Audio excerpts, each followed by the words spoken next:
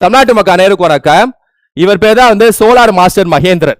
Master Mahendran சொல்லிட்டு பழைய பேரு, இப்ப புது பேர் சோலார் மாஸ்டர் மகேந்திரன் சொல்லி வச்சிருக்காங்க. அதாவது இவர் பேசிய ஒரு கருத்து, இப்ப சமீபத்தில் இவர் பேசிய ஒரு கருத்து, இந்த கருத்து தான் தமிழ்நாடு ஃபுல்லா பரவலா எல்லாம் பேசிட்டு இருக்காங்க, வைரல் ஆயிட்டு வருது. அது அப்படி என்ன கருத்தை சொல்லியிருக்கான்னு சொல்லிட்டு நான் அவர் பேசுனதையே வீடியோவை பிளே பண்றேன், அதை பார்த்துட்டு வாங்க. கரண்ட் போதா எல்லாருக்கும்? கரண்ட் நைட் ஆனா டெய்லி சோலார் சிஸ்டம்னு ஒன்று கண்டுபிடிச்சானுங்க, யாராவது ட்ரை பண்ணீங்களா? சரி, நீங்க ரிலே ஆகணும். சரி, ஓகே, இவ்வளவு நாள் கரண்ட் இஷ்யூ இல்லாம இருந்துட்டீங்களா, ஜாலியா. இப்போ இஷ்யூ ஆகுதா? சரி, பரவாயில்ல, ஒரு 6 மாசம் கேட்காதீங்க, என் வீட்டில் கூட கரண்ட் எடுத்துக்கோங்கன்ற. நான் எனக்கு இந்த சோலார்ல இருந்து எப்படி வெயில இருந்து ஒரு 2 வயரை வச்சு ஒரு 2 மோட்டரை வச்சு எப்படி ஃபேனை கிரியேட் பண்ணி எனக்கு தெரியும், நான் பண்ணிக்கிறேன் ஜாலியா. ஓகே, என்னங்க இப்போ அவர் நீங்க கேள்வி கேட்டு மட்டும் உங்களுக்கு என்ன கரண்ட் வந்துடுவாங்க போகுது? அவர் மைக்கு முன்னாடி வச்சுட்டு ஏன் இப்படி நடந்துச்சு அப்படின்னா கரண்ட் ஆன் ஆயிடுமா உங்க வீட்டில்? ஆவாது இல்ல. ஏன் கேட்குறீங்க? அப்புறம் ஏன் ஒருத்தனை சும்மா கேள்வி கேட்கறதே ஒரு மோட்டிவா? ஏன் இன்னும் எவ்வளவு வருஷம் கேள்வி கேட்பீங்க? எல்லாமே அந்த வீடியோ பார்த்துருப்பீங்கன்னு நினைக்கிறேன். அதாவது இன்டர்வியூவர் என்ன கேள்வி கேட்கிறாருன்னா, சென்னையில, தமிழ்நாட்டில் குறிப்பா சென்னையில ஏகப்பட்ட இடங்கள்ல மின்வெட்டு, கரண்ட் கட் ஆகுது, நிறைய மக்கள் அவதிப்படுறாங்க, நிறைய மக்கள் கஷ்டப்படுறாங்க, நைட்டு ஃபுல்லா கரண்ட் கட் ஆனால தூங்க முடியாம ஒரு சூழ்நிலை வருது. இந்த கரண்ட் கட் இஷ்யூக்கு உங்களோட கருத்து என்ன, பதில் என்னன்னு சொல்லிட்டு கேட்கறாங்க, ரைட்டா? அதுக்கு இவர் என்ன சொல்றாரு அப்படின்னா, கரண்ட் கட்டா சோலார் சிஸ்டம்னு ஒன்று இருக்கு. ஏதாவது சோலார் சிஸ்டமா வீடியோ பாக்குறேன், சோலார் சிஸ்டமா? அதாவது சோலார் சிஸ்டம் பொதுவா எதுக்கு பயன்படுத்துவாங்கன்னா, சூரிய குடும்பம், சூரியன் பக்கத்துல 8 கோள்கள் இருக்குல்ல, அதான் நம்மளோட சோலார் சிஸ்டம். அதுல இருந்து ஆரம்பிக்கிறாரு. அதாவது சூரிய ஒளியில இருந்து கரண்ட் இருப்போம்ல, அது சோலார் சிஸ்டம் அப்படின்னு சொல்லிட்டு ஆரம்பிக்கிறாரு, ரைட்டா? அதுவே ஃபர்ஸ்ட் தப்பு. சோலார் சிஸ்டம் அப்படின்னு ஆரம்பிச்சு பேசிட்டே போறப்ப, இப்ப எங்க வீடு என்கிட்ட இப்ப கரண்ட் இல்லைன்னு வச்சுங்களேன், நான் என்ன தெரியுமா செய்வேன்? கேள்வி எல்லாம் கேட்க மாட்டேன். யார் அவர் சொல்றாரு, கேள்வி எல்லாம் கேட்க மாட்டேன். சூரிய ஒளியில இருந்து கரண்ட் எடுக்கணும், அவ்வளவுதானே. சூரிய ஒளியில இருந்து அப்படியே 2 ஒயரை வச்சு 2 மோட்டரை வச்சு திருவி விட்டு, அதாவது 2 ஒயரை 2 மோட்டரை அப்படி திருவி விட்டு ஃபேனை ஓட வச்சிருவாரா? இதனால புதுசா இருக்கு. அதாவது சூரிய ஒளி வருது, 2 ஒயரை 2 மோட்டரை வச்சு ஃபேனை ஓட வச்சிடலாம், லைட்டை ஓட வச்சிடலாம். எனக்கு புரியல. சர்வதேச நாடுகள் இந்தியா உட்பட தலையை பிச்சிட்டு இருக்காங்க. சூரிய ஒளியில இருந்து எவ்வளவு பேனல் தான் வாங்குறது, எவ்வளவு இன்வெர்டர் தான் வாங்குறது, எவ்வளவு சப்ளை தான் பண்றது, அது உள்ள கூடிய அந்த காம்பனன்ட்ஸ் இருக்குல்ல, அது ஒவ்வொரு நாட்டுல இருந்து ஒவ்வொரு இறக்குமதி நடந்துட்டு இருக்கு. அவ்வளவு தலையை பிச்சுட்டு இன்னும் சூரிய ஒளியா மாத்த முடியலையே, இன்னும் ஒட்டுமொத்த இந்தியாவை மாத்த முடியலையே. அந்த யோஜனா இந்த யோஜனா எல்லாம் போட்டு நம்மளால 100% அதை அச்சீவ் பண்ண முடியலையே. 2015 சர்வதேச சூரிய ஒப்பந்தம்னு ஒண்ணு போட்டோம், இந்தியாவும் பிரான்ஸும் போய் போட்டாங்க பாரிஸ்ல உட்கார்ந்து. அதுவே இன்னும் 100க்கு மேற்பட்ட நாடுகள் உள்ள ஒன்ன சேர்ந்து 100க்கு மேற்பட்ட நாடுகளால முடியாதத 2 ஒயர் 2 மோட்டரை வச்சு ஒவ்வொரு வீட்லயும் ஃபேனை ஓட வச்சலாம்னா புரியல. எனக்கு சத்தியமா புரியல. அதுக்கப்புறம் பேசுறாரு, அவர் பேசுறாரு. அதுக்கப்புறம் சரி, நீங்க என்ன நினைக்கிறீங்க அப்படிங்கிறப்ப அவர் என்ன சொல்றாரு அப்படின்னா, கேள்வி கேட்காத, நீங்க எதுக்கு கேள்வி கேட்கறீங்க அப்படிங்கிறாரு. கேள்வியே கேட்கக்கூடாதுங்கிறாங்க. இங்க பாருங்க, இது அரசியல் ரீதியா பார்க்க வேணாம். ஏன்னா அப்படின்னா இந்த கட்சி அந்த கட்சி இல்ல, ஆனா கரண்ட் இல்ல, ஒரு பொதுமக்களுக்கு கரண்ட் இல்ல, கரண்ட் இல்லையே என்ன ஆச்சுன்னு கேட்கறதே அரசியலுங்கிறாங்க. இப்பெல்லாம் அப்படி வந்துட்டாங்க, அந்த நிலைமைக்கு வந்துருச்சு. கரண்ட் இல்ல, எப்ப கரண்ட் வரும்? அரசியல் பேசாத. என்ன கரண்ட் இல்லைன்னு கேட்கறது அரசியலா? தெரியாம கேட்கிறேன். இவர் பேசுற அப்படி எனக்கு இதா என்ன கேள்வியே கேட்கக்கூடாது, புரியவே இல்லை எனக்கு. கேள்வியே கேட்க முடியல, இந்தியா சுதந்திரமே கிடைச்சிக்காது. பிரிட்டிஷ் கொள்ளை அடிச்சுட்டே இருக்கான், கொள்ளை அடிச்சுட்டே எங்களை போட்டு அடி, கொள்ளையடி, எல்லாத்தையும் சுரண்டு. கேள்வி கேட்க கூடாது, கேள்வி கேட்க கூடாது, அவன் பாட்டு கொள்ளை அடிச்சே இருப்பான், சுதந்திரமே கிடைச்சிருக்காது. ஏன்னா என்ன பிரிட்டிஷ் ஃபுல் அண்ட் ஃபுல் வரிய போட்டு எல்லாத்துக்கும் ரத்தத்தை உரியறப்ப பூலி லெவல் ஆரம்பிச்சு கட்டமோன் வரைக்கும் நல்லா வரிய ஏத்து, கேள்வி கேட்க மாட்டேன் அப்படின்னு கையெழுந்தா இந்நேரம் ஃபுல்லா எல்லாத்தையும் எடுத்துட்டு ஓடி இருப்பான் அவன் நாட்டுக்கு. பிரிட்டிஷ் ஜாலியன்வாலாபாக் படுகொலை நடக்குது, 1000 பேர் இறந்து போறாங்க, கேள்வியே கேட்கலன்னு வைங்களேன், இன்னும் 100 படுகொலை நடத்திருப்பான் பிரிட்டிஷ். வங்க பிரிவினை நடக்குது, பங்களாதேஷும் பெங்காலும் 2ஆ உடையுது, கேள்வியே கேட்கலன்னு வைங்களேன், 50 பிரிவினை இந்தியாவில் நடந்திருக்கும். கேள்வி கேட்கறதுனால தான் மாற்றங்கள் வருது உலகத்துல. கேள்வி கேட்கறதுனால தான் ஒவ்வொரு நாட்டோட கட்டமைப்பு மாறுது. அந்த சிஸ்டமே கேள்வி கேட்க கேட்க கேட்க கேட்க அவங்க யோசிக்க யோசிக்க யோசிக்க யோசிக்க தான் மாறுது. நான் சோலார் சிஸ்டம் மகேந்திரன் அவர்கிட்டயே நான் கேட்கிறேன், ரைட்டா? அவர் இந்த வீடியோ பார்க்கணும். அதாவது அவர் ஒரு இப்ப சயின்டிஸ்ட் மாதிரி அப்படி வச்சுக்கோங்களேன். நான் சயின்டிஸ்ட் மகேந்திரன் கேட்கிறேன். அதாவது நீங்க கேள்வி கேட்க கூடாதுன்னு சொல்றீங்களா, உங்க சயின்ஸ்ல வச்சே சொல்றேன். டிசின்னு உலகம் ஃபுல்லா, அதாவது உலகம் ஃபுல்லா அங்கங்க டிசி கரண்ட், டைரக்ட் கரண்ட் சொல்லிட்டு பயன்படுத்திட்டு இருந்தாங்க. டெஸ்லான்னு ஒரு நபர் வந்தாரு, டைரக்ட் கரண்டா? கரண்ட் ஒரு டைரக்ஷன்ல மட்டும் போகாதுப்பா, திரும்ப ரிட்டர்ன் டைரக்ஷன்ல வரும். அதை வச்சு ஆல்டர்னேட் கரண்ட் பயன்படுத்தலாம். டெஸ்லா கேள்வியே கேட்கல, யோசிக்கவே இல்லைன்னு வைங்களேன். ஆல்டர்னேட் கரண்ட் இன்னைக்கு 90% மக்கள் 99% மக்கள் பயன்படுத்துறாங்க. ஏசி உருவாயிருக்காது. நியூட்டன் கிராவிட்டி கண்டுபிடிச்சாரு. கிராவிட்டி தான் எல்லாமே அப்படின்னு சொல்லிட்டு நினைச்சிட்டு இருந்த மத்தியில ஐன்ஸ்டீன் ஒருத்தர் வந்து கிராவிட்டியா அப்படி ஒண்ணு இல்லவே இல்ல, ஸ்பேஸ் டைம் என்ன எல்லாம் இந்த ஒரு கட்டமைப்பு தான் மேல இருக்கீங்க, அதுக்குள்ளதான் எல்லாம் உட்கார்ந்துருக்கு எல்லா பிளானட்டும். கேள்வியே கேட்கலன்னு வைங்களேன், கிராவிட்டின்னு ஒண்ணு மூலாதமா இருக்கு, பெருசா இருக்குன்னு சொல்லிட்டு இந்த வரைக்கும் நம்பிட்டு இருந்திருப்பாங்க. சோ கேள்வி கேட்கதா சாக்ரட்டிஸ்ல ஆரம்பிச்சு பிளாட்டோ தொட்டு அரிஸ்டால தொட்டு எல்லா கேள்வி கேட்கதா அறிவியல் மாற்றங்கள், அரசியல் மாற்றங்கள், சமூக மாற்றங்கள், சமுதாய மாற்றங்கள், புவியியல் எல்லா சம்பந்தப்பட்ட மாற்றங்களும், பொருளாதார மாற்றங்கள், எல்லா மாற்றங்களும் கேள்வி கேட்க யோசிக்க பதில் சொல்ல திங்க் பண்ண இன்டராக்ஷன் வர நடந்திருக்கும். அதனால கேள்வியே கேட்கக்கூடாதுங்கிறது ஒரு சர்வதிகார ஒரு கட்டமைப்பு. அதனால எப்படி என்ன புரிதலோ அதுக்கு படி பேசணும். கரண்ட் இல்லைன்னு நொந்து போயிட்டு இருக்காங்க. ஒரு நைட் ஃபுல்லா கரண்ட் இல்லைன்னா மூளை யோசிக்காது. அடுத்த நாள் மூளை ரன்னே ஆகாது. ஒரு நைட்டு தூங்கலன்னா 4 நாள் உங்களை ஆக்டிவ் இருக்க முடியாது. 2 நைட்டு தூங்கலன்னா 1 வாரம் இல்ல 10 நாள் ஆக்டிவாவே இருக்க முடியாது. கிருன்னு ஓடிட்டு இருக்கும் மூளை. சத்தியமா சொல்றேன். நிறைய பேர் பாத்தீங்க ஒரு 2 மணி நேரம் 3 மணி நேரம் தூங்கினா ஒரு நாள் ஃபுல்லா வேஸ்ட். அதையும் பண்ணிட்டு இங்கிட்டு தூக்கம், ஏன்னா வேத்து கொட்டும். கேள்வியே கேட்காம வேலையே இருந்துட்டு இருக்கணுமா? கேள்வியே கேட்காம வேலையே தூங்கணுமா? தூக்கம் வராதே, அப்ப என்ன செய்யறது? அதனால இந்த இதை பொறுத்த வரைக்கும் நான் இந்த கட்சி அந்த கட்சின்னு திரும்ப அரசியல் பாலிடிக்ஸ் கரண்ட் இல்லைங்கிற கரண்ட் அரசியல் இப்படிதான் கரண்ட். நல்ல மேயர் எம்எல்ஏ சர்ச்சை அரசியல் என்ன? ஆனா அது ஃபுல்லா நடத்திருக்கா மேயர் லோக்கல் கவர்மெண்ட் எம்எல்ஏ மொத்த ஆட்டிகளும் முடிச்சு விட்டுருப்பேன். முன்னாடி நான் திருப்பரங்குன்றம் வீடியோ போட்டு திருப்பரங்குன்றம் அரசியல். ஆனா அதுக்குள்ள போய் பாத்தீங்கன்னா ஒட்டுமொத்த உச்சநீதிமன்ற நீதிபதிகளே கொலிஜியம் முறை ஒட்டுமொத்தமா முடிச்சு விட்டுருப்பேன், சிலபஸ்ல முடிச்சு விட்டுருப்பேன். ரைட்டா? அதனால அதே மாதிரிதான் இந்த வீடியோவும் இது வரைக்கும் பேச வரைக்கும் நினைச்சிட்டீங்க அப்படின்னு அரசியல் அப்படின்னா வேணாம். இதுவும் நம்ம வந்து ஒரு சிலபஸ் சம்பந்தப்பட்ட ஒரு வீடியோ தான், ஸ்டடி வீடியோ தான். இவர் சொன்ன விஷயத்தை வச்சு நான் முடிக்கிறேன் சிலபஸை. சோலார் சிஸ்டம், சூரிய குடும்பம், யூனிவர்ஸ் அப்படின்னு சொல்லிட்டு பிசிக்ஸ்ல இருக்கு, ஜியோகிராஃபில இருக்கு. சோலார் எனர்ஜின்னு சொன்னார்ல, அது வேற இது வேற. அந்த சோலார் எனர்ஜிங்கிறது புதுப்பிக்கத்தக்க ஆற்றல் அப்படின்னு சொல்லிட்டு சிலபஸ்ல 10th புக்ல இருக்கு, 10th ஸ்கூல் புக் ஜியோகிராஃபில இருக்கு. அதனால அது ரெண்டையுமே இந்த வீடியோல ஃபுல்லா பார்க்க போறோம். ரைட்டா? வீடியோ டைம் வேஸ்ட் பண்ணாம வீடியோக்குள்ள போலாம். ஃபர்ஸ்ட் இவர் சொல்ற அந்த சூரிய குடும்பம் இருக்குல்ல, அது வந்து நம்மளோட சூரிய குடும்பம். அதாவது சூரியன் பக்கத்துல 8 கோள்கள் இருக்குங்க சூரிய குடும்பத்துல, 8 பிளானட்ஸ். அதுதான் வந்து டோட்டலா சூரிய குடும்பம் சொல்லுவாங்க. சன் வந்து நம்மளோட நட்சத்திரம், நம்மளோட ஸ்டார். அது பக்கத்துல மெர்க்குரி இருக்கும், அதாவது புதனா இருக்கட்டும், மெர்க்குரியா இருக்கட்டும், வீனஸா இருக்கட்டும், பூமியா இருக்கட்டும், மார்ஸா இருக்கட்டும், செவ்வாயா இருக்கட்டும், ஜூபிட்டரா இருக்கட்டும், சாட்டன் அப்படின்னு சொல்லிட்டு ஒரு 8 கோள்கள் இருக்கும். புளூட்டோ இது மாதிரி சில கோள்கள்ல குறுங்கோள் அப்படின்னு சொல்லிட்டு அழைப்பாங்க. ரைட்டா? இது நம்ம ஒவ்வொன்றா பார்த்து முடிச்சிடலாம். ஃபர்ஸ்ட் சூரியன், சன், இதான் நம்மளோட நட்சத்திரம். இதை பத்தியான ஃபேக்ட்ஸ் பார்ப்போம். இதெல்லாம் ப்ரீவியஸ் क्वेश्चंसல கேட்டிருக்காங்க. ரைட்டா? Sun is a star located at the center of the solar system. சூரியன்ங்கிறது ஒரு நட்சத்திரங்க. சூரிய குடும்பத்துல சென்டர்ல அமைஞ்சிருக்கும், நடுவுல இருக்கும். ரைட்டா? அதுதான் வந்து சூரியன் சொல்லுவாங்க. It is a nearest star to the earth. இது பூமிக்கு மிக அருகில் உள்ள நட்சத்திரம். நம்ம பூமி இங்க இருக்கு அப்படின்னா நமக்கு பக்கத்துல அதாவது கண்ணெத்த தூரத்துல எது இருக்கு அப்படின்னா சூரியன் தான் இருக்கு. ஏன்னா அதோட ஒளி தான் நமக்கு வருது. ரைட்டா? அதையும் ஞாபகம் வச்சுக்கணும். All planets, asteroids and comets revolve around the sun. அனைத்து கோள்கள், சிறுங்கோள்கள் மற்றும் வால் நட்சத்திரங்கள் சூரியனை சுற்றி வரும். இந்த சூரியன் சென்ட்ரல் இருக்குன்னு சொன்னேன்ல, அந்த சூரியனை சுத்தி புதன், வெள்ளி, பூமி, செவ்வாய், ஜூபிட்டர், சாட்டன், அத சனி, யுரேனஸ், நெப்டியூன் எல்லாம் சுத்தி வரும். ரைட்டா? அதுதான் இங்க சொல்றாங்க. சூரியன் தான் நம்மளோட நட்சத்திரம். The sun provides light and heat necessary for life on earth. சூரிய பூமியில் உயிர்கள் வாழ தேவையான ஒளி மற்றும் வெப்பத்தை வழங்குகிறது. இந்த சூரிய ஒளின்னு சொல்லிட்டு நம்ம சோலார் ஸ்டார் சொல்றல, அந்த வெப்பம்ங்கிறது இதுதான். சூரிய ஒளியில இருந்து வெப்பம் கொடுக்கும், பிளஸ் ஒளி கொடுக்கும், லைட் கொடுக்கும், ஹீட் கொடுக்கும், எனர்ஜியும் கொடுக்கும். ரைட்டா?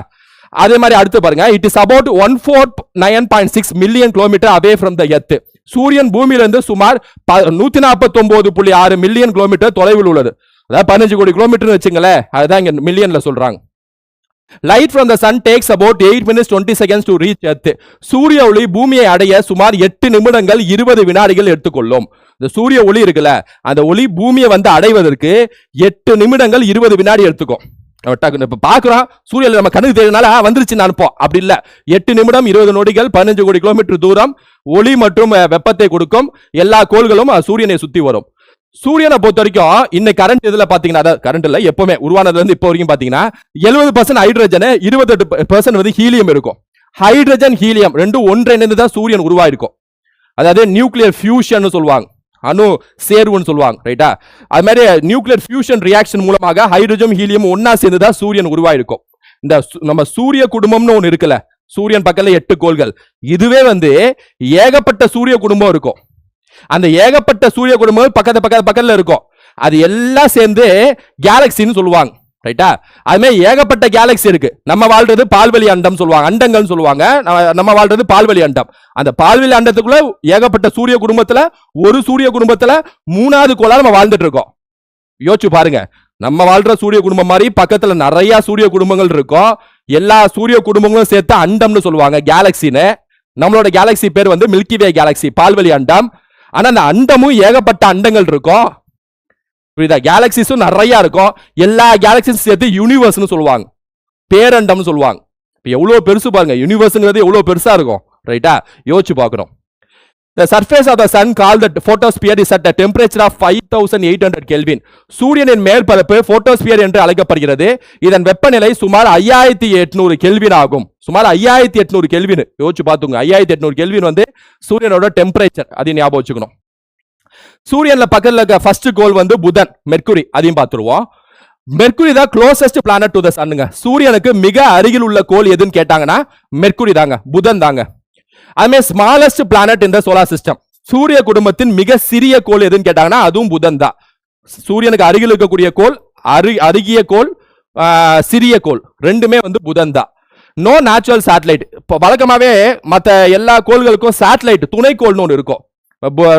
நம்ம பூமிக்கு வந்து சந்திரன் இருக்கிற மாதிரி, நிலா இருக்கிற மாதிரி துணைக்கோள்கள்னு சொல்லிட்டு நிறைய எல்லா சேட்டலைட், எல்லா பிளானட்ஸ்க்கும் இருக்கும், கோள்களுக்கு இருக்கும். ஆனா கோள்களே இல்லாத ஒரு துணைக்கோள்களே இல்லாத ஒரு கோள் வந்து புதன், ரைட்டா? No natural satellites. Complete 1 revolution in 88 earth days. அதாவது இந்த எல்லா கோள்களோட பிரதான வேலையே சூரியனை சுத்தி வருது, ரைட்டாங்க? அதுமே புதன் வந்து சூரியனை சுத்தி எவ்வளவு நாள்ல வந்துரும் அப்படின்னா 88 நாட்கள்ல வந்துரும். நம்ம வந்து 365 நாள் எடுக்குதா சூரியனை சுத்தி வரதுக்கு, புதன் வந்து 88 நாட்கள்ல வந்துரும். அதுதான் சொல்றாங்க. அதாவது என்ன சொல்லுவாங்கன்னா ரெவல்யூஷன் சொல்லுவாங்க, சூரியனை சுத்தி வருது, ஷார்டஸ்ட் ரெவல்யூஷன்.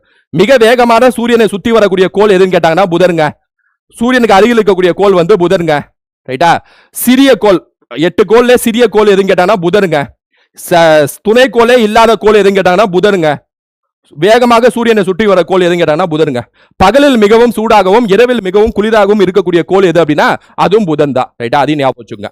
சோ புதனுக்கு அடுத்தபடியா, சூரியனுக்கு பக்கத்துல ஃபர்ஸ்ட் புதன், புதனை பத்தி எல்லா பாயிண்ட்ஸும் பார்த்துட்டோம். அதுக்கு அடுத்தபடியா இருக்க கோள் வந்து வீனஸ், வெள்ளி. சூரியன்ல இருந்து 2வது கோள் தெரியும் நமக்கு, மேல சூரிய குடும்பத்திலே பார்த்திருப்போம். சூரியன்ல இருந்து 2வது கோள் பூமியின் இரட்டை சகோதரி என அழைக்கப்படுகிறது, எர்த்ஸ் ட்வின். பூமியின் இரட்டை சகோதரி கூட இல்ல, பூமியின் இரட்டை கோள்கள். இரட்டை சகோதரி வராது, இரட்டை கோள்கள் வரும், ரைட்டா? இரட்டை கோள்கள் வரும், இரட்டை கோள்கள். அதாவது எர்த்ஸ் ட்வின் அப்படின்னு சொல்லிட்டு அழைப்பாங்க. அதாவது பூமி மாதிரியே இருக்கும் வீனஸ், அதனால எர்த்ஸ் ட்வின் அழைப்பாங்க. பூமியை பாக்குற மாதிரியே ஒரு வீனஸ் இருக்கும், ரைட்டா? வெள்ளி இருக்கும், அதனால வந்து அது பூமியின் இரட்டை கோள்கள் சொல்லுவாங்க. ஹார்டஸ்ட் பிளானட் இந்த சோலார் சிஸ்டம். அதாவது சூரிய குடும்பத்திலே மிக அதிக வெப்பம் கொண்ட கோள் எது அப்படின்னா வீனஸ் தான், அதாவது வெள்ளி தான், ரைட்டா? நீங்க யோசிப்பீங்க, சூரியனுக்கு பக்கத்துல புதன் இருக்கு, பக்கத்துல இருக்க கோளே ஹார்டஸ்ட் இல்ல, ஏன் 2வது கோள் ஹார்டஸ்ட்ங்கிறாங்க? 2வது கோளை ஏன் வந்து வெப்பம் இருக்கக்கூடிய கோளுங்கிறாங்கன்னு சொல்லிட்டு நீங்க யோசிப்பீங்க. வழக்கமா ஞாபகம் வச்சுங்க, கோள், ஒரு கோள் இருக்குல்ல, பூமியோ புதனோ வெள்ளியோ 8 கோள்கள் இருக்குல்ல, இந்த கோள்களோட வெப்பநிலையை தீர்மானிக்கிறது எது அப்படின்னா கோள்களுக்கு மேல இருக்கக்கூடிய கார்பன் டை ஆக்சைடு கேஸ்னு ஒன்று இருக்கு. அதாவது பசுமை நிற வாயுக்கள், கிரீன் ஹவுஸ் கேசஸ் சொல்லுவாங்க. இந்த எந்த அளவுக்கு கார்பன் டை ஆக்சைடு கேஸ் ஒரு கோளை சுத்தி நிறைய இருக்கோ அந்த அளவுக்கு வந்து சூரிய ஒளியை வந்து உள்ள கோளுக்குள்ள அனுப்பிச்சுட்டே இருக்கும், நிறைய வெப்பமாயிட்டே இருக்கும் கோள், ரைட்டா? இதை ஞாபகம் வச்சுங்க. இந்த வெள்ளியில பொறுத்த வரைக்கும் CO2 கேஸ் அதிகமா இருக்கும், அதனால வரக்கூடிய வெப்பம் எல்லாமே உள்ள வந்துட்டே இருக்கும். அதனால வெள்ளி வந்து ஹார்டஸ்ட் பிளானட்ங்கிறாங்க. ஆனா மெர்க்குரியில CO2 கேஸ் இருக்காது, அதனால வந்து அது அந்த அளவுக்கு ஹார்டஸ்ட் பிளானட்னு சொல்ல முடியாது, ரைட்டா? அப்ப ஒரு கோள் வந்து வெப்பம் இருக்கக்கூடிய கோளா இல்லாத கோளான்னு தீர்மானிப்பது CO2, குறிப்பா பசுமை நிற வாயுக்கள், கிரீன் ஹவுஸ் கேசஸ். ஞாபகம் வச்சுங்க. No natural satellites. சோ அப்ப இங்கேயும் வந்து துணைக்கோள்கள் இல்லை, அது ஞாபகம் வச்சுங்க. Rotates from east to west, அதாவது கிழக்குல இருந்து மேற்காக சுழல்கிறது. வழக்கமா எல்லா கோளும் மேற்குல இருந்து கிழக்கு, இது வந்து கிழக்குல இருந்து மேற்காக சுழல்கிறது, அது ஞாபகம் வச்சுங்க. Call the morning star and evening star. இதை வந்து காலை நட்சத்திரம் மற்றும் மாலை நட்சத்திரம் சொல்லிட்டு அழைப்பாங்க. காலை நட்சத்திரம், மாலை நட்சத்திரம், hardest planet, east to west, ரைட்டா. Second planet, carbon dioxide gas, இது எல்லாமே ஞாபகம் வச்சுங்க. இங்க பாருங்க சொன்னேன்ல, it contains 95% carbon dioxide, 95% carbon dioxide இருக்கக்கூடிய கோள் வந்து இந்த வெள்ளி, அதையும் ஞாபகம் வச்சுங்க. அது மாதிரி பூமி அடுத்த 3வது கோள் சூரிய குடும்பம், சோலார் சிஸ்டம் சொன்னார்ல, அதோட 3வது கோளை பார்க்கிறோம். சூரியன்ல இருந்து 3வது கோள் நமக்கு தெரியும். உயிர்கள் வாழும் ஒரே அறியப்பட்ட கோள். 8 கோள்கள்ல எங்க உயிர் வாழுது கண்டுபிடிச்ச வரைக்கும் எங்க உயிர் வாழுது அப்படின்னா, கண்டுபிடிச்ச வரைக்கும் கண்டுபிடிச்சாங்க 8 கோள் என்னன்னு. இப்போ ஃபுல் கன்ஃபார்ம் உயிர் வாழக்கூடிய ஒரே கோள் பூமி தான். நம்ம வாழ்ந்துட்டு இருக்கிறது தான், வாழ்ந்துட்டு இருக்கோம் பூமி. அதான் 71% பகுதி நீரால் மூடப்பட்டது. இது ஒரு முக்கியமான காரணம். ஃபுல் அண்ட் ஃபுல் வாட்டர் இருக்கனால மட்டுமே இங்க வந்து உயிர் பாசிபிளா இருக்கு, உயிர் வாழக்கூடிய ஒரு சூழல் வந்து இங்க ஏற்படுது. ரைட்டா. 71% வந்து வாட்டர் தான் நம்ம பூமியை பொறுத்த வரைக்கும். அதனால நீலக்கோள்வாங்க, ப்ளூ பிளானட்னு சொல்லுவாங்க. ப்ளூ பிளானட்னு சொல்லுவாங்க. ஹாட்டஸ்ட் பிளானட் வந்து வீனஸ் வெள்ளி, ஸ்மாலஸ்ட் பிளானட் மெர்க்குரி. நீலக்கோள் ப்ளூ பிளானட் வந்து பூமி. ஏன்னா ஃபுல் அண்ட் ஃபுல் வாட்டர் தானே, கடல் கடல் தண்ணியா தானே இருக்கு. அதனால இதுக்கு ஒரே துணைக்கோள் இருக்கு, அது வந்து சந்திரன். 3 பார்த்திருப்போம். 3 atmosphere contains oxygen necessary for life. இங்க உயிர் வாழ்றதுக்கு இன்னொரு முக்கியமான தேவை என்னன்னா ஆக்சிஜன். அதுவும் இங்க அபண்டன்ட்டா நிறைய இருக்கு. ஃபுல் அண்ட் தண்ணியாவும் இருக்கு, மரங்கள் செடி கொடிகள் எல்லாமே இருக்கு. தேவை உயிர் வாழக்கூடிய சூழல் எல்லாமே பூமியில தான் இருக்கு. Known as the blue planet, இப்பதான் சொன்ன நீலக்கோள் என்று அழைக்கப்படுகிறது. அடுத்த மார்ஸ், அதாவது செவ்வாய். இதை வந்து சிவப்பு கோள்னு அழைப்பாங்க. ஏன்னா சிவப்பு கலர்ல தெரியும், ரெட் பிளானட்னு சொல்லுவாங்க. அங்க அயன் ஆக்சைடு அதிகமா இருக்கும். எப்பவுமே அயன் ஆக்சைடு அதிகமா இருந்துச்சுன்னா அங்க வந்து சிவப்பு நிறம் காணப்படும். அதனால சிவப்பு கோள். ரைட்டா.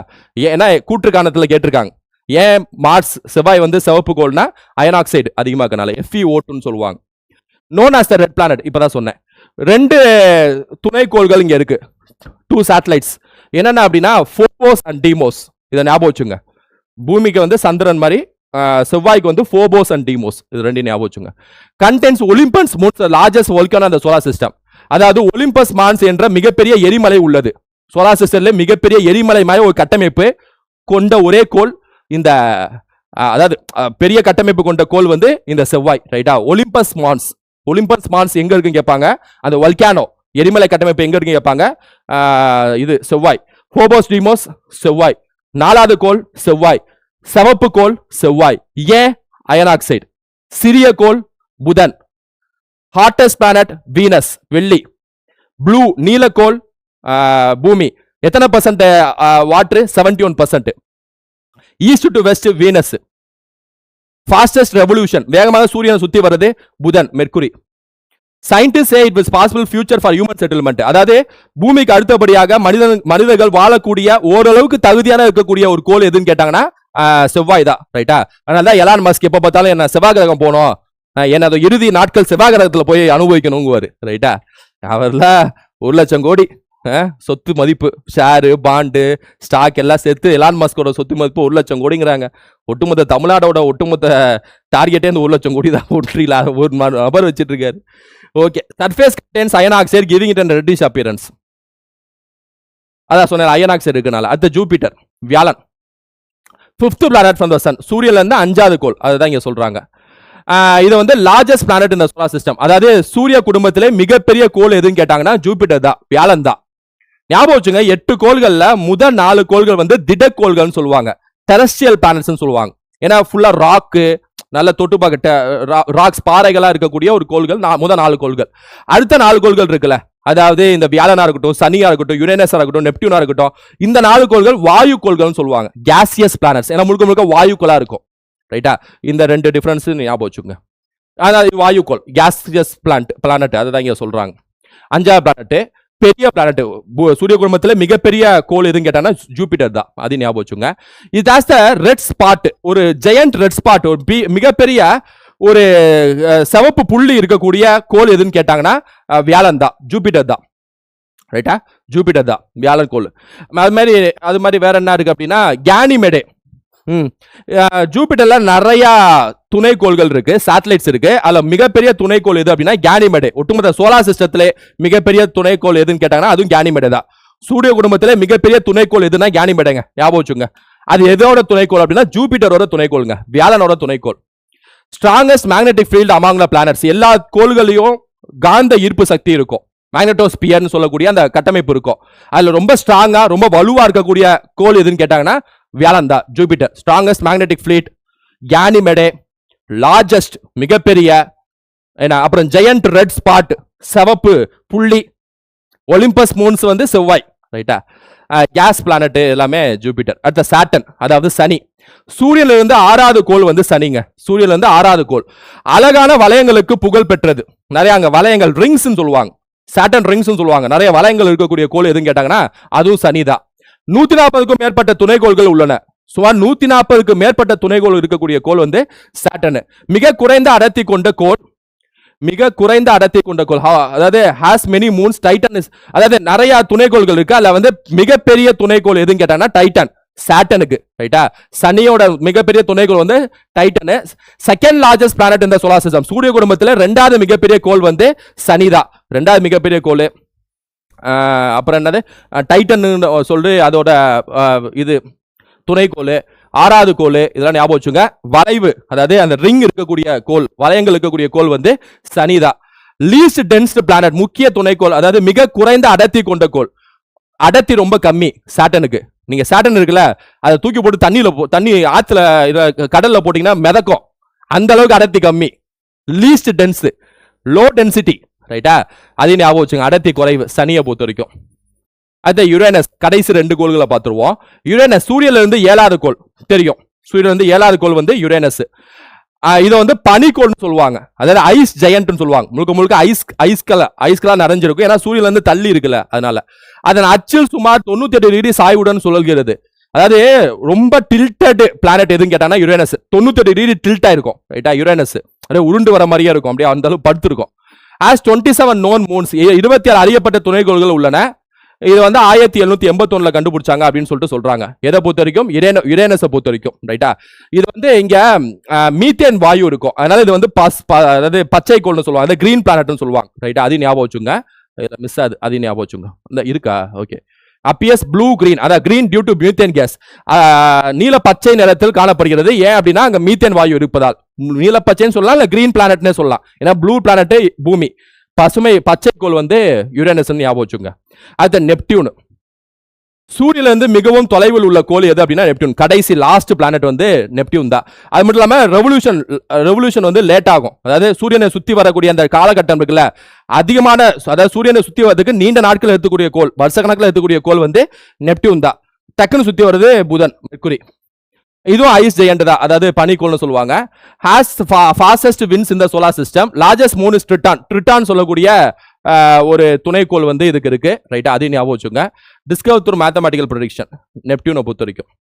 ஸோ இது வரைக்கும் நம்ம 8 கோள்கள் பார்த்துட்டோம், ரைட்டா. இல்ல முதல் 4 கோள்கள் கண்டிப்பா எக்ஸாம்ல கேட்பாங்க. 5வது கோள் 6வது கோளும் முக்கியம். அப்புறம் யுரேனஸ் நெப்டியூனும் பார்த்தாச்சு, ரைட்டா. அதுக்கு சம்பந்தப்பட்ட இன்ஃபர்மேஷன்ஸ் எல்லாமே பார்த்தாச்சு. பசுமை கோள், நீலக்கோள், சிறிய கோள், சூரியனை சுத்தி வருது, சீக்கிரம் சுத்தி வருது, லேட்டா சுத்தி வருது, மிகப்பெரிய துணைக்கோள் இருக்கக்கூடிய கோள், துணைக்கோள்களே இல்லாத கோள்கள், CO2 அதிகமாகக்கூடிய கோள், ரைட்டா. உயிர் வாழ தகுதி உள்ள கோள், ரிங்ஸ் வளையங்கள் இருக்கக்கூடிய கோள், மிகப்பெரிய கோள், மிக சிறிய கோள், ஐஸ் ஜெயண்ட் இருக்கக்கூடிய கோள், மீத்தேன் வாயு இருக்கக்கூடிய கோள்னு சொல்லிட்டு எல்லாம் பார்த்தாச்சு. அது ஆஸ்ட்ராய்டு, சிறு கோள்கள். இந்த மாதிரி 8 கோள்களை தாண்டி ஏன்னா ப்ளூட்டோ இந்த மாதிரி சொல்லிய குறுங்கோள்கள் இருக்கு, டுவார்ஃப் பிளானட்ஸ் இருக்கு. ப்ளூட்டோ இந்த மாதிரி சொல்லிட்டு சில குறுங்கோள்கள் இருக்கு, அதாவது டுவார்ஃப் பிளானட்னு சொல்லுவாங்க, ரைட்டா. ப்ளூட்டோன்னு சொல்லிட்டு 2006 வரைக்கும் அந்த பிளானட். அதுக்கப்புறம் அதை வந்து பிளானட்டுலாம் அதை ஏத்துக்க முடியாது, உன்னெல்லாம் பிளானட்டா ஏத்துக்க முடியாதுன்னு சொல்லிட்டு நீ எல்லாம் குறுங்கோள்னு சொல்லிட்டு அடையாளப்படுத்திட்டாங்க ப்ளூட்டோவை பொறுத்த வரைக்கும். அதனால இன்னைக்கு 8 கோள்கள் இருக்கு. அதை தாண்டி ஆஸ்ட்ராய்ட்ஸ் சொல்லிட்டு சின்ன சின்ன அந்த கற்கள், ராக்கி ஆப்ஜெக்ட், பாறாங்கற்கள் மாதிரி ஒரு பெரிய பாறைகள் மாதிரி இருக்கக்கூடிய ஒரு விஷயம்லாம் சோலார் சிஸ்டம்ல சுத்திட்டு இருக்கோம், ரைட்டா. அங்கங்க சுத்திட்டு இருக்கோம், அதான் வந்து ஆஸ்ட்ராய்ட்னு சொல்லுவாங்க, சிறுகோள்கள்னு சொல்லுவாங்க, ரைட்டா. They also call minor planets. இதை வந்து சிறுங்கோள்கள் அப்படின்னு சொல்லிட்டு அழைக்கிறாங்க, அதை தான் சொன்னேன். இந்த ஆஸ்ட்ராய்ட் பெல்ட்னு சொல்லுவாங்க, ஆஸ்ட்ராய்ட் வளையம்னு சொல்லுவாங்க. அது எங்க இருக்குன்னு சொல்லிட்டு எக்ஸாம்ல கேட்பாங்க. செவ்வாய்க்கும் ஜூபிட்டருக்கும் நடுவுல, ரைட்டா. செவ்வாய்க்கும் வியாழனுக்கும் நடுவுல ஆஸ்ட்ராய்ட் பெல்ட்னு சொல்லிட்டு இருக்கும். அதாவது 4 திடக்கோள்களுக்கும் 4 வாயுக்கோள்களுக்கும் நடுவுல, அப்படி ஞாபகம் வச்சுங்க. Asteroids are remains left of formation of solar system. அதாவது சூரிய குடும்பத்துல உருவானதுக்கு அப்புறம் மிச்ச மீதிலாம் இருக்கும்ல. இப்ப நம்ம வீடை கட்டுறோம், மிச்ச மீதி செங்கல், மிச்ச மீதி தூசி தட்டு மண்ணுலாம் கிடைக்கும்ல, எம்சான்லாம் கிடைக்கும்ல. அதுமாதிரி சூரிய குடும்பம் உருவாயிடுச்சு. எப்ப பல கோடி வருஷத்துக்கு முன்னாடி, ரைட்டா. அவ்வளவு கோடி வருஷத்துக்கு முன்னாடி உருவானதுக்கு அப்புறம் மிச்ச மீதியெல்லாம் கிடைக்கும்ல, மிச்ச மீதியெல்லாம் இருக்கும்ல, அது எல்லாமே ஆஸ்ட்ராய்டு தான். மிச்சம்ல பாறைகள் சுத்திட்டு இருக்காது, அங்கங்க மிச்ச மீதி எல்லாமே அது பாறைகள் மாதிரி இருக்கும், ரைட்டா. அதையும் ஞாபகம் வச்சுங்க.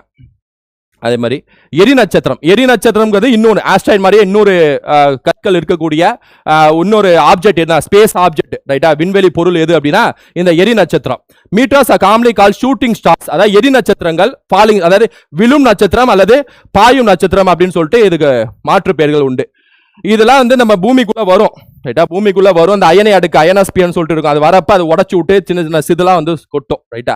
ஸோ அந்த அளவுக்கு இது நம்ம தெரிஞ்சுக்கிட்டா போதும். ஸோ இது வரைக்கும் நம்ம தெரிஞ்சுக்கிட்டது என்ன அப்படின்னா 8 கோள்கள், அதுக்கப்புறம் இந்த சிறுங்கோள்கள், அப்புறம் ப்ளூட்டோ மாதிரி குறுங்கோள்கள்லாம் அப்படியே லைட்டாக பார்த்தாச்சு ரைட்டா. மெயினாக இந்த எல்லா பாயிண்ட்ஸ், முக்கியமான எக்ஸாம் பாயிண்ட் ஆஃப் வியூ எல்லா பாயிண்ட்ஸும் பார்த்தாச்சு. இதெல்லாம் சயின்ஸ்ல யூனிவர்ஸ் அது சோலார் சிஸ்டம் அப்படிங்கிற சாப்டருக்குள்ள உள்ள வரும். ஜாகிரஃபிலையும் கேட்பாங்க. அதுக்கப்புறம் அதே ஜாகிரஃபில 10th ஸ்கூல் புக்ல கூடிய இன்னொரு டேட்டா சோலார் எனர்ஜி, அதாவது புதுப்பிக்கத்தக்க ஆற்றல் சொல்லிட்டு 10th புக்ல இருக்கும். அதுல புதுப்பிக்கத்தக்க ஆற்றல் சோலார் எனர்ஜி பத்தி தான் பார்க்க போறோம். ஏன்னா சோலார் எனர்ஜி பத்தி தான் இவர் பேசியிருக்காரு. Solar system, solar energy, 2 bulb, 2 motor, 2 wire, வெயில் இருந்தா போதும், கரண்ட் ஃபேனை ஓட வச்சிருவேன் ரைட்டா. நம்ம சயின்டிஸ்ட் பேசினபடி உண்மையிலே 2 ஒயரு 2 இதுதான் தேவையாங்கிறத பார்த்துருவோம். ஃபர்ஸ்ட் சூரியன்ல இருந்து வரக்கூடிய அந்த ஆற்றல் இருக்குல்ல, அதை எப்படி கரண்டா உருவாக்குறதுக்கு தேவையான பொருட்கள் என்ன அப்படின்னா மெயினா சோலார் பேனல்னு ஒன்று தேவைப்படுது ரைட்டா. அதாவது sunlight falls on solar panels. Solar panels contain photovoltaic cells, PV cells, photovoltaic cells சொல்லிட்டு உள்ள இருக்கும், அது தேவைப்படுது. 2 ஒயரோ 2 மோட்டரோ இல்ல, பிவி செல்ஸ் தேவை ரைட்டா. மேட் மெயின்லி ஆஃப் சிலிகான், அது எல்லாமே சிலிக்கான்ல உருவாக்கப்பட்டதா இருக்கணும். அந்த ஒயரு மோட்டர்லாம் இல்ல, சிலிக்கான் வேணும், அங்க சிலிக்கான் வேணும், பிவி செல்கள் வேணும் ரைட்டா. Sunlight contains tiny energy packets call photons. இப்ப இந்த சிலிக்கான் இருக்கக்கூடிய சோலார் பேனல் நம்ம கையில இருக்கு. சூரிய ஒளியில வந்து போட்டான்ஸ் அப்படின்னு சொல்லிட்டு ஒரு எனர்ஜி இருக்குன்னு சொல்லிட்டு முன்னாடியே கண்டுபிடிச்சிருக்காங்க. போட்டான்ஸ் ஐன்ஸ்டீன்ல ஆரம்பிச்சு எல்லாம் கண்டுபிடிச்சிருக்காங்க. போட்டான்கள் சொல்லிட்டு ரைட்டா, புரோட்டான் இல்ல போட்டான்ஸ். சூரிய ஒளியில இருக்கக்கூடிய அந்த எனர்ஜி பேரு போட்டான்ஸ். இப்ப என்ன நடக்குது அப்படின்னா இங்க கவனிங்க, தமிழ்ல இங்க எழுதிங்க, இங்க எழுதிச்சிருக்கோம். இந்த போட்டான்ஸ் வந்து நேரா அந்த சிலிக்கான் செல்ஸ் இருக்குல்ல, சோலார் செல்ஸ் பேனல் இருக்குல்ல, அந்த பிவி செல்ஸ், அதுல நேரா வந்து படும். சூரிய ஒளியில போட்டான் இருக்கு. அந்த எனர்ஜி சூரிய ஒளியில நம்ம கண்ணுக்கு தெரியாம தெரிஞ்சது வெயில் மட்டும்தான். அது உள்ள போட்டான எனர்ஜி இருக்கும், அதான் எனர்ஜி, அதான் நம்ம எலக்ட்ரிசிட்டி உருவாக்கக்கூடிய அந்த அந்த விஷயம் கண்டென்ட். அந்த போட்டான் வந்து இந்த சோலார் பேனல் கட்டமைப்புல உருகும் பிவி செல்ஸ்ல. இந்த பிவி செல்ஸ் எல்லாமே சிலிக்கானால் உருவானது, ஆல்ரெடி தெரியும். இப்போ என்ன நடக்கும்னா தே மூவ்மெண்ட் ஆஃப் அதாவது உருவானதுக்கு அப்புறம் தே நாக் எலக்ட்ரான்ஸ் லூஸ். இந்த பிவி செல்ஸ்ல கூடிய எலக்ட்ரான்கள் இருக்குல்ல, அந்த எலக்ட்ரான்களோட மூவ்மெண்ட்டை இந்த போட்டானும் இந்த போட்டான் வந்து உள்ள பட்டோன்னா அந்த மூவ்மெண்ட் வந்து ரிலீஸ் ஆயிடும். எலக்ட்ரான்ஸ் வந்து ஃபாஸ்டா மூவ் ஆக ஆரம்பிக்கும். போட்டான்ஸ் பட்டோன நிறைய போட்டான்ஸ் படிச்சுன்னா நிறைய மூவ்மெண்ட் எலக்ட்ரான்ஸ். எலக்ட்ரான்கள் மூவ் ஆனாலே போதும், அங்க கரண்ட் எடுத்துடலாம் ரைட்டா. எலக்ட்ரான்கள் மூவ் பண்ண வைக்கணும், எலக்ட்ரான்களை ரன்னிங்லேயே வச்சிருக்கணும் ரைட்டா, அதான் மேட்ரு. The movement of the electrons create direct current electricity. அங்க ஒரு டைரக்ட் கரண்ட் டிசி கரண்ட் உருவாது. இப்ப நம்ம டிசியை ஏசியா மாத்தணும் ரைட்டா, ஏன்னா அப்பதான் நிறைய பயன்பாடுகளுக்கு அது வந்து நம்ம இது கொண்டு போக முடியும். அப்ப home schools and industries use alternative current electricity and inverter தேவை. ஒயர் மோட்டரை தாண்டி இன்வெர்டர், பிவி செல்ஸ், சிலிக்கானால் உருவான பிவி செல்ஸ் ரைட்டா. சூரிய வலை கூட அதுக்குள்ளே நிறைய சின்ன சின்ன காம்பனன்ட்ஸ் உள்ள இருக்கு. வெறும் பிவி செல்ஸ் நீங்க நம்ம மேலோட்டமா பாக்குறோம் ரைட்டா. அப்புறம் இன்வெர்டர் தேவை, அது ஏசியா மாத்தும். அதுக்கப்புறம் எலக்ட்ரிசிட்டி அது வந்து உங்களுக்கு பவர் அப்ளையன்ஸ் உருவாக்குறது, சார்ஜ் பேட்டரிஸ், இது மாதிரி நிறைய எலக்ட்ரிசிட்டி கரண்ட் ஃபேனை ஓட வைக்கிறது எல்லாமே அது செய்யும். இது வந்து நான் மேலோட்டமா சோலார் பேனல் அதுல கூடிய அந்த காம்பனன்ஸ்ல மெயினான காம்பனன்ஸ் சொல்லிட்டேன். உள்ள கூடிய உபரி சின்ன சின்ன காம்பனன்ஸ் இருக்கு ரைட்டா. ஸோ இது எல்லாமே தாண்டி தான் உங்களுக்கு எலக்ட்ரிசிட்டியை உருவாக்க முடியும் ஒரு சோலார் எனர்ஜில இருந்து, அதையும் நான் சொல்லிக்கிறேன். இப்ப நம்ம இந்த ஃப்ளோ சார்ட்டை பாருங்க. Sunlight, solar panels, DC electricity, அப்புறம் இன்வெர்டர், அது ஏசி எலக்ட்ரிசிட்டி மாத்தி அப்புறம் தான் வீட்டுக்கு கொடுக்க முடியும் ரைட்டா. இந்த பேசிக் பிரின்சிபிளை கண்டுபிடிச்சது யார் அப்படின்னா இந்த சோலார் எனர்ஜில இருந்து இதை உருவாக்கலாம் சொல்லக்கூடிய அந்த பிரின்சிபல், அந்த கோட்பாடை, அந்த கண்டுபிடிப்பை கண்டுபிடிச்சது யார் அப்படின்னா எட்மாண்ட் பெக்குரல் 1839 கண்டுபிடிச்சிருக்காரு. எட்மாண்ட் பெக்குரல் அப்படின்னு சொல்லக்கூடிய நபர் கண்டுபிடிச்சிருக்காரு, அதை ஞாபகம் வச்சுக்கணும். அதே மாதிரி இந்த மாதிரி சூரிய ஒளியில இருந்து கரண்ட் எடுக்கிறதுக்கு ப்ராசஸ் பேரு ரெனியூபிள் எனர்ஜிங்குவாங்க, புதுப்பிக்கத்தக்க ஆற்றல்ங்குவாங்க. அதாவது வந்துகிட்டே இருக்கும், தீராது எப்பவுமே. இப்ப நிலக்கரியில இருந்து கரண்ட் எடுக்கணும்னு வைங்களா, அதான் பிரதானமா இந்தியாவில் பயன்படுத்துறோம். கோல்ல இருந்து தான் எடுத்து பயன்படுத்துறாங்க. தெர்மல் பவர் பிளான்ட், வெப்ப மின் நிலையங்கள் நிறைய போட்டு அதுல இருந்து பிரதானமா கரண்ட் எடுத்துட்டு இருக்கோம். சூரிய ஒளிங்கிறது இன்னும் 100க்கு மேற்பட்ட கவர்மெண்ட் பாடுபட்டு இருக்காங்க ரைட்டா. 2 ஒயர் 2 மோட்டர் இருந்துச்சுன்னா ஈஸியா பண்ணிடுவாங்க போல. இது எல்லா நாடுகளுக்கும் அமெரிக்காவுக்கும் சைனாக்கும் தெரியாம பாத்துக்கணும் ரைட்டா. இல்லைன்னா அவங்க தெரிஞ்சுச்சுன்னா அதை பேட்டன் ரைட் வாங்கிட்டு அதை பேட்டன் உரிமை வாங்கிட்டு அவங்க கண்டுபிடிச்ச மாதிரி சொல்லிடுவாங்க. அதனால தெரியாம பாத்துக்கணும். 2 ஒயர் 2 மோட்டர் அந்த அவருக்கு பேட்டன் ரைட் மகேந்திரன் சோலார் ஸ்டாரை வந்து கொஞ்சம் பத்திரமா பாத்துங்க ரைட்டா. என்ன இப்ப வந்து இந்த புதுப்பிக்கத்தக்க ஆற்றல் சோலார் எனர்ஜி இது வந்து வந்துகிட்டே இருக்கும். இப்ப நிலக்கரியில இருந்து வர்றது தீந்துரும் எப்பயாவது. பெட்ரோல் டீசல்ல எப்போனா தீந்துரும்ல, அதெல்லாம் நான் ரூலும்ல இருந்துக்குவாங்க. புதுப்பிக்கத்தக்காத ஆற்றல்ங்குவாங்க. 10th புக்ல இருக்கும், ரைட்டா, படிச்சிருப்போம். அது மாதிரி புதுப்பிக்கத்தக்க ஆற்றல்னா வந்துகிட்டே இருக்கும், ரிப்பீட்டா வந்துகிட்டே தீராது. சூரியன்ல இருந்து வர்றது, சூரியன் இருந்துட்டு தானே இருக்கும். அதான் இப்ப அது மாதிரி பாத்தீங்கன்னா இன்னொரு புதுப்பிக்கத்தக்க ஆற்றல் வந்து நீர்மின் சக்தி. ஓடுற தண்ணியில இருந்து தண்ணி ஓடிட்டே இருக்கும், கண்டெடுத்துடலாம். அது புதுப்பிக்கத்தக்க ஆற்றல். அப்புறம் சூரிய ஆற்றல் இப்ப பார்த்தது. அப்புறம் காற்று சக்தி, காற்றாலைகள் பார்த்திருப்போம். முப்பந்தல் இடத்துல டவுன் சவுத்து போனீங்கன்னா காற்றாலைகள் இருக்கும். ஸோ அதெல்லாம் கண்டெடுக்குது. உயிரி எரிவாயு, இப்ப ரீசெண்டா பயோகேஸ், ரைட்டா, குப்பைகள் அதுல இருந்து மாத்தி அதை எனர்ஜியா மாத்துறது. ஓத மற்றும் அலை சக்தி, அதாவது டைடல் எனர்ஜி, இந்த மாதிரி விஷயத்துல இருந்து கரண்ட் எடுக்கிறது, ரைட்டா. ஸோ இதான் வந்து இப்போ நம்ம பார்த்துட்டோம். ஸோ இந்த வீடியோவில் நம்ம சோலார் சிஸ்டம் அண்ட் சோலார் எனர்ஜியை ஓரளவுக்கு நம்ம அந்த ஃபுல்லாக அந்த ஹோல் பிக்சர் உங்கள் கண்ணு முன்னாடி நிப்பாட்டியிருக்கேன். சயின்ஸ் அண்ட் 10th ஜியாகிரஃபிலேருந்து இருக்கக்கூடிய டாபிக்ஸ், ரைட்டா. ஸோ இந்த வீடியோ ஃபுல்லாக உங்களுக்கு யூஸ்ஃபுல்லாக இருக்கும்னு நினைக்கிறேன். இதே மாதிரி இன்னொரு வீடியோவில் உங்களை சந்திப்போம். ஃப்ரெண்ட்ஸு ஷேர் பண்ணுங்கள். Thank you students.